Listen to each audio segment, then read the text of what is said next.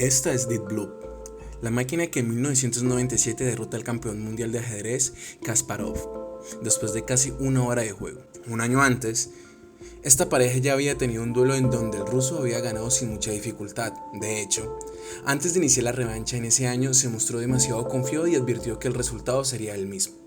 Es la mejor máquina fabricada hasta ahora, pero no está preparada para ganar un gran torneo. Cambiando un peón por un caballo en el octavo movimiento, Deep Blue no le dio más opciones a Kasparov que renunciar y aceptar su derrota. Muchos dijeron que ese día la humanidad había perdido contra las máquinas en cuanto a inteligencia, pero no todos tenemos el coeficiente intelectual de un jugador de ajedrez mundial, ¿o sí?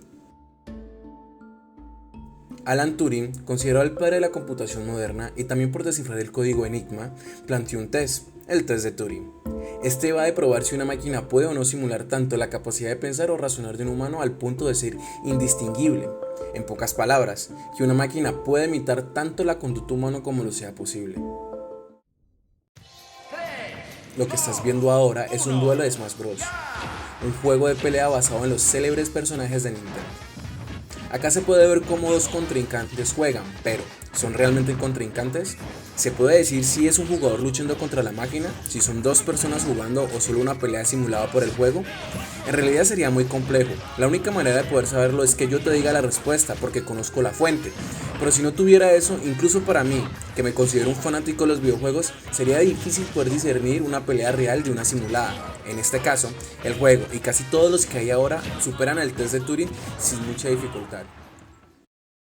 El problema aquí es que el sistema de respuesta de estos juegos no es como el de Deep Web, ya que si bien los dos analizan los resultados y en torno a eso responden, en el caso de los videojuegos, su simulación responde gracias a un árbol de comportamientos, en donde, según nuestra acción, él responderá según una serie de variables para las que está programada. Podrá cambiar su estrategia, decidir qué es lo más oportuno, si atacar o defenderse, pero jamás podrá crear nuevas conductas, ya que este solo puede operar bajo los comandos dados en el árbol de comportamientos. Más allá de eso, le es imposible plantearse alguna solución o respuesta. Esto es AlphaGo, una computadora que ha podido vencer al campeón mundial de Go, un juego tradicional japonés muy parecido a lo que viene siendo el ajedrez. Después de esto, los diseñadores del programa crearon AlphaZero. Este, a diferencia de su antecesor y de Deep Blue, no tiene una estructura de pensamiento de ejecución de comando preestablecida. AlphaZero solo tiene programadas las reglas básicas del juego, pero a diferencia de los otros programas, este tiene la capacidad de aprender. En solo 3 días pudo jugar más de 5 millones de partidas consigo misma y gracias a esto pudo vencer a su antecesora AlphaGo y, cómo no, al campeón mundial. Esto no es algo nuevo. Las inteligencias artificiales tienen la capacidad de aprender y desarrollar nuevos algoritmos para poder responder a distintas necesidades u órdenes. Tu teléfono se llama smartphone por ese motivo. Este aprende acerca de los sitios que más visitas, del tiempo que pasas con él y a lo que más le dedicas tiempo. YouTube se desarrolla bajo este lenguaje, ya que según la categoría de videos que tú ves, asimismo este te recomienda y sugiere páginas de los que según él a ti te gustaría ver. Es a esto a lo que nosotros llamamos sugerencia. De hecho, podemos conocer y saber mucho de una persona por lo que la barra de inicio de YouTube nos puede mostrar. Básicamente, este modo de aprendizaje opera en todos los campos. Mucha gente piensa de hecho que la pintura, la escritura, la capacidad de escribir un cuento, una novela o incluso componer música es algo que las máquinas no podrán hacer, y es aquí en donde se puede vivir la inteligencia artificial y la nuestra. Los seres humanos sueñan, robot. Incluso los perros sueñan, pero tú no, tú solo eres una máquina. Una imitación de la vida. ¿Puedes componer una sinfonía? ¿Acaso puedes convertir un lienzo en una hermosa obra maestra? ¿Tú sí? No nos cuesta tanto creer que una máquina pueda vencer a un humano en juegos de ajedrez o Go, porque su análisis requiere de un pensamiento lógico matemático. Incluso el armar un cubo Rubik cae en esta categoría. A un humano le toma en promedio armar el cubo entre 2 a 5 minutos, esto sabiendo los parámetros y los algoritmos que se necesitan para desarrollarlo. La gente más experta puede armar un cubo en 16 segundos.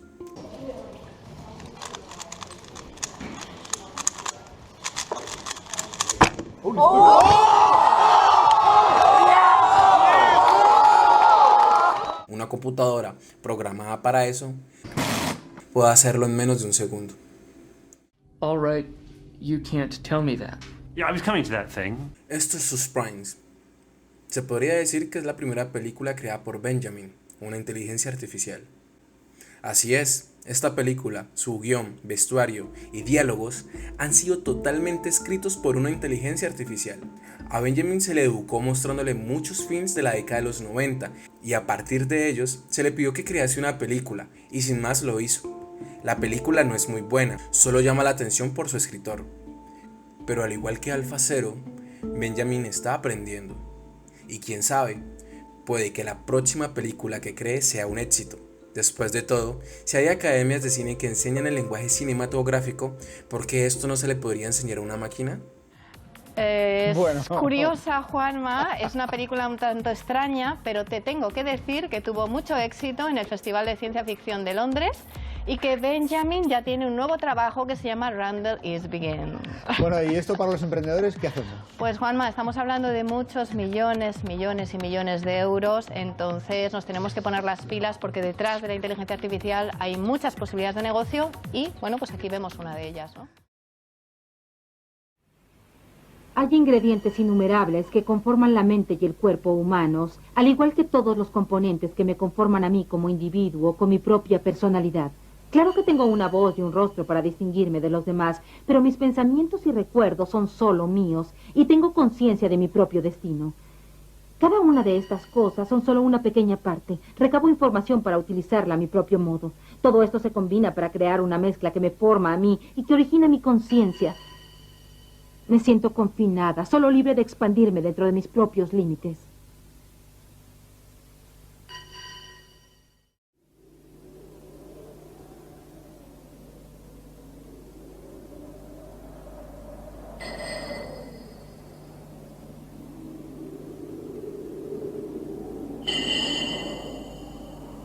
Tendemos a apelar que si bien la máquina puede imitar a los humanos en básicamente todo, cosas como las emociones, el dolor, la rabia, la risa o incluso el amor son conductas propias del humano, de los seres vivos.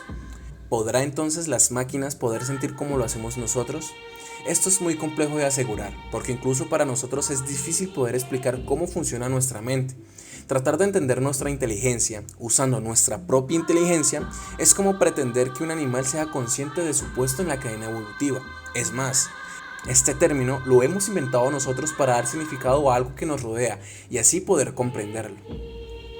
Al igual que con la música o el cine, el comportamiento humano, hablo de las emociones y sensaciones que ésta experimenta, presentan patrones que pueden ser analizados, medidos, estudiados e incluso predichos.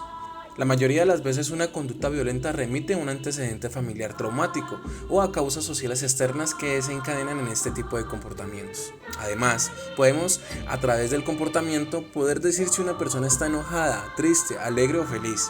Esto de manera muy general se le puede enseñar a una máquina, a determinar patrones en la conducta humana, enseñarle qué es y según lo que se le diga, decir cuándo estar alegre, triste o enojado, dependiendo del gusto o la apreciación que queramos que la inteligencia tenga. Entonces un robot podría, por poner ejemplos, ponerse triste porque el equipo de su país de origen perdió y darle rabia porque el árbitro no pitó esa falta. Básicamente podríamos simular casi toda la conducta humana. Cada día que avanza la tecnología es más sencillo el poder hacer esto. El problema es que de todas formas, por muy real que se vea, esto seguirá siendo solo una experiencia simulada, una conducta que responde a estímulos externos gracias a una serie de configuraciones, parámetros, pero ¿acaso nuestro comportamiento y nuestro modo de ver la vida no es condicionado por eso mismo? Nuestros gustos musicales, nuestras creencias o incluso nuestras emociones vienen determinadas por una serie de configuraciones genéticas pasadas por nuestros padres. Estos, gracias a los estímulos externos a los que somos expuestos, a nuestra sociedad y a nuestra cultura que se nos es impuesta, van desarrollándose hasta ser lo que hoy somos. ¿No es acaso entonces lo que hoy creemos correcto solo el fruto de una educación recibida cuando niños? Si esto es así entonces, ¿cuál es la diferencia en nuestra conducta de la una simulada? No encontrarán un cadáver porque nunca he poseído un cuerpo. ¿Por qué están conectados sus sensores? ¿Qué demonios es esto? Los controles externos están desconectados. Usa su propia fuente de energía. Entré en este cuerpo porque no pude superar las barreras reactivas de la sección 6. No obstante, lo que están presenciando ahora es un acto de mi propia voluntad. Como forma de vida, solicito que se me conceda asilo político. ¿Es una broma? Es ridículo, está programado para la autoconservación. También se puede discutir que el ADN no es más que un programa diseñado para autoconservarse. La vida se ha hecho más compleja en el inmenso mar de la información. Y la vida, cuando se organiza por especies, se basa en los genes como sistema de memoria. Por tanto, el hombre solo es un individuo gracias a su memoria intangible. La memoria no puede definirse, pero define a la humanidad. El nacimiento de la informática y la consiguiente acumulación de incalculables datos ha dado lugar a un nuevo sistema de memoria y pensamiento paralelo al vuestro. La humanidad ha subestimado las consecuencias de la informatización. ¡Tonterías! Toda esa charla no demuestra que seas una forma de vida pensante. ¿Y puede ofrecerme usted pruebas de su existencia? ¿Cómo va a poder si ni la ciencia ni la filosofía modernas pueden explicar lo que es la vida? ¿Quién demonios es este? Aunque tengas un espíritu, no se ofrece la libertad a los delincuentes. Es mal momento para desertar. El tiempo siempre ha estado de mi lado, pero al adquirir un cuerpo, ahora estoy sometido a la posibilidad de morir. Afortunadamente, en este país no hay pena de muerte. ¿Qué es esto? ¿Inteligencia artificial? Incorrecto. No soy una IA. Mi nombre en clave es Proyecto 2501. Soy una entidad que vive y piensa y que fue creada en el mar de la información. La inteligencia artificial responde mucho a la tecnificación. Esto es el desarrollo de tecnologías que permitan mejorar la productividad y eficacia de una determinada tarea o actividad. Esto explicado de manera muy sencilla. El hombre siempre ha buscado la manera más fácil de realizar su trabajo con el fin de aumentar sus probabilidades de supervivencia. En la prehistoria, el desarrollo de las herramientas fue útil para que las personas pudiesen cazar y defenderse de los animales que de otro modo no podían. Incluso el sedentarismo puede también responder a esta tecnificación de la que hablo, pues al ver que les era más fácil plantar su comida y cosecharla que salir y tener que buscar cada vez que les daba hambre algo para comer, se decidió que la mejor opción era quedarse en un determinado sitio y empezar a desarrollar la agricultura y posteriormente la ganadería. Todo desarrollo tecnológico y avance científico responde a una necesidad que desea ser satisfecha y en el proceso ir mejorando su ejecución para que así la necesidad se pueda satisfacer de modos más prácticos. El problema, y esto es algo que casi nadie menciona, es que con cada mejora vamos perdiendo algo a cambio. Al volvernos sedentarios, poco a poco fuimos perdiendo nuestro sentido de la orientación. Al no tener que cazar nuestra comida y acortar nuestras distancias con animales que nos puedan llevar o vehículos que nos transporten, perdimos resistencia y nuestra actividad física se vio drásticamente disminuida. Nuestro estilo de vida incluso se ha vuelto tan insustentable físicamente que nos hemos visto en la necesidad de desarrollar espacios en donde tengamos que someter nuestro cuerpo a actividades físicas que nuestra vida diaria ya no nos ofrece. Para alcanzar algo, debemos dejar algo también atrás. La primera especie que caminó sobre la tierra debió salir del mar y abandonarlo. Nuestra especie tuvo que dejar de caminar en 4 patas para poder erguirse y caminar en 2. Ganamos la luz eléctrica, pero perdimos en gran medida nuestras estrellas y el modo de guiarnos con ellas a través de su posición. Nuestro estilo de vida ha llegado a tal punto que incluso hemos perdido más que solo estrellas y actividad física. La industria y el desarrollo tecnológico nos han sobrepasado tanto que ahora solo somos un recurso para este. En las empresas hay un sector llamado recursos humanos. Básicamente somos un producto, una herramienta. En este orden de ideas, el nuevo rumbo que hemos tomado como especie, como civilización, se ha vuelto tan complejo y tan distante de nosotros que nos hemos visto en la necesidad de inventar máquinas que piensen por nosotros. La pregunta es, ¿qué estamos dejando a cambio de este nuevo avance tecnológico? Estamos desarrollando inteligencias cada vez más sofisticadas al punto que básicamente no tenemos que depender ya ni siquiera de nuestro recurso humano. Esto implica demasiadas cosas. La más importante de todas es que la inteligencia artificial irá cada vez más desplazando a los humanos en sus actividades laborales.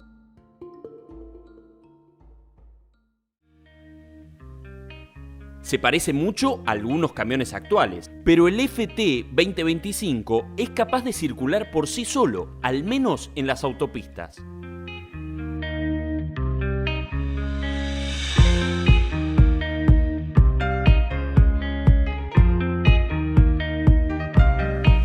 Si bien los autos que se conducen solos ya no son novedad, este sería el primer camión de uso urbano y comercializado por una marca respetada. Según Colfecar, Con datos del Ministerio de Transporte de Colombia, a junio del 2018, el total de camiones de carga es de 372.714 vehículos. Si esta tecnología llega a Colombia, se quedarían sin empleo exactamente esa cantidad de personas e igual número de familias sin sustento. Es tan delicado este asunto que grandes mentes de la física y la ingeniería de este siglo se han pronunciado ante este hecho. Just in general, the rate of advancement of computers is insane. A good example would be video games. You know, if you go back 40 years ago, 50 years ago maybe, you had Pong. That was just two rectangles and a square. Now you've got photorealistic real-time simulations with millions of people playing simultaneously. If you assume any rate of improvement at all, these games will be indistinguishable from reality.